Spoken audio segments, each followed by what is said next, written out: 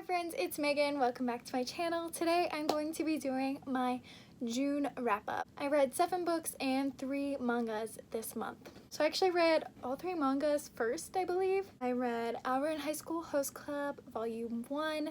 This is by Bisco Hatori, and I ended up giving this 3 stars. It just feels like a bunch of short stories rather than one continuation of a story, but it was interesting enough to keep me wanting to read Volume 2. This tells the story of Haruhi, who is a girl disguised as a boy at this school, and she's on scholarship. She accidentally stumbles upon this all-male host club and accidentally breaks a vase while she's there, and she is forced to join this host club to pay back for the vase. The next manga I picked up is Dengeki Daisy. This is by Kyousuke Motomi. I hope I'm pronouncing that right. But this tells the story of Teru, who loses her brother, and her only connection to him is through this contact she has that she is able to text named Daisy. And while she is at school, she accidentally damages property at the school. I'm seeing a theme here, but she damages property, and this janitor here kind of holds her accountable for that property damage and makes her work for him. And along the way, we kind of discover who Daisy is. I ended up giving this 4 out of 5 stars because it had more of a plot line than Ouran High School Host Club, and I definitely want to pick up the 2nd volume. And the last manga I read this month was Ouran High School Host Club Volume 2. Again, 3 stars. It just, yeah, I really enjoy the twins in this, so I think I'll keep reading just for the twins, but other than that, it's just short stories, and I have this undeniable need to complete a series even if I'm not completely enjoying it, so I'm going to keep going because it's a manga, so it should be easy to get through. The first book I read this month, and was the longest I think I've ever read a book, was Children of Blood and Bone.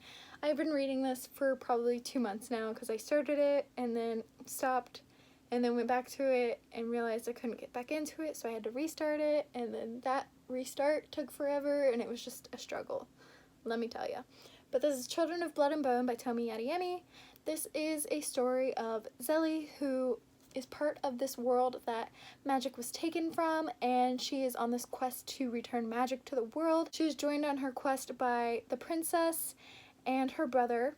Along the way, the princess's brother is actually on the quest to hunt her down, and it turns into a Zutara-esque relationship, which is amazing because that should have happened in the first place in Avatar, but who cares? Who cares? I care. But anyways, yeah, this was a really incredible book. I gave it 5 out of 5 stars, and even though it took forever to read, it was totally worth it. The next book I finished was the Harry Potter audiobook for Order of the Phoenix. I stated this a little bit ago in one of my vlogs, but I think Goblet of Fire is still ahead of this, but it's still 5 out of 5 stars because it's Harry Potter, and it's just always going to be 5 out of 5 stars no matter what because I have no rational reasoning because it's just Harry Potter, so it's just 5, yeah. My hatred for Umbridge and the Cho Chang relationship and the impression of Luna Lovegood by this narrator were all kind of brought into why Goblet of Fire was better. So, yeah. But it was still really, really good, and I love Dumbledore's army. And Luna Lovegood, even though the narrator did a terrible job. Yes, Luna. And Jenny! I just hate what they did with Jenny in the movies, because Jenny is incredible, and she's probably my favorite character, but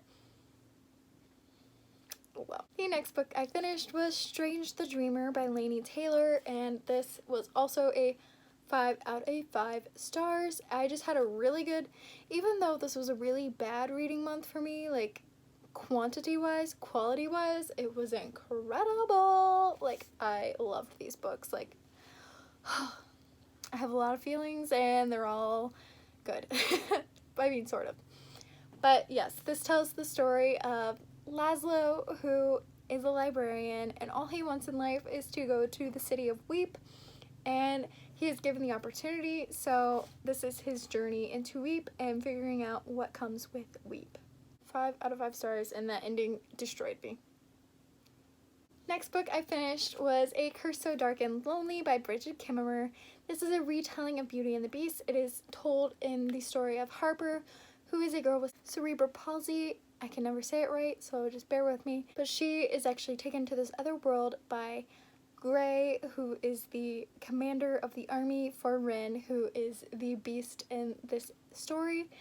And there's a love triangle, and I hate it. And honestly, if you watch my vlogs, I really did not enjoy this book at first, and it was really teetering on DNFing it, which I didn't say in my vlog, but I was definitely teetering on DNFing it because it felt very forced.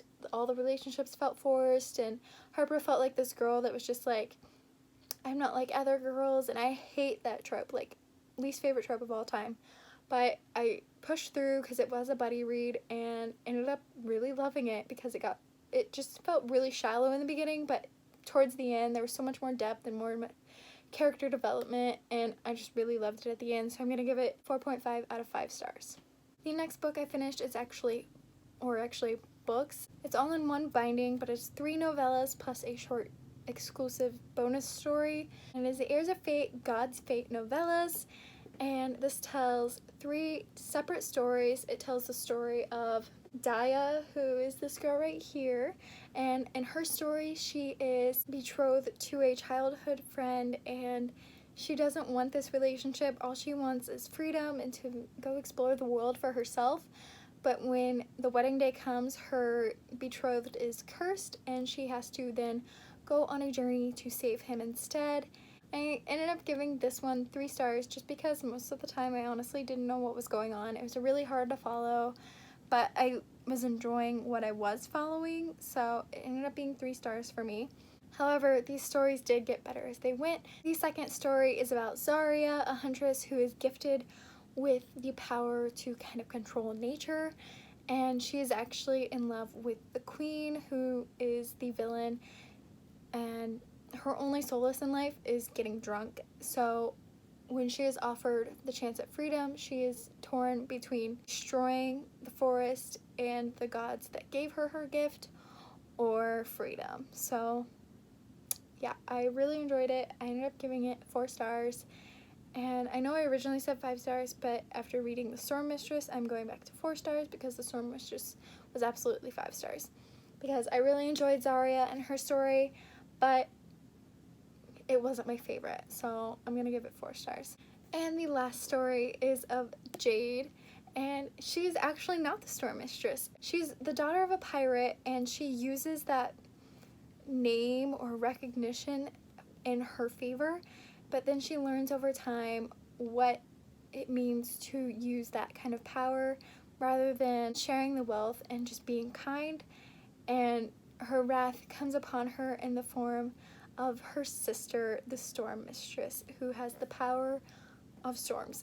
The next book I finished was Again But Better by Christine Riccio, and she is actually a booktuber. You will know her as Poland Bananas Books. This tells the story of Shane, who just wants a chance at a do-over on her life. She wants to study abroad, make new friends, make new life decisions, and everything that goes along with that. I'm going to be doing a more in-depth kind of review on this book, but just some initial thoughts. I have total Wanderlust vibes from this, and I really enjoyed it. It affected me in very personal ways that I didn't realize it was going to, and I didn't anticipate it was going to. I'm giving it 4.5 out of 5 stars just for the total enjoyment of it, but I'm taking off that last 0.5 just because of the writing. At times it kind of took me out just because of like typos and ways things were phrased. It took me out of it a little bit, but other than that, I really enjoyed this story. And the last book I finished in June was King of Scars by Leigh Bardugo, and honestly, the beginning was a complete disappointment for me.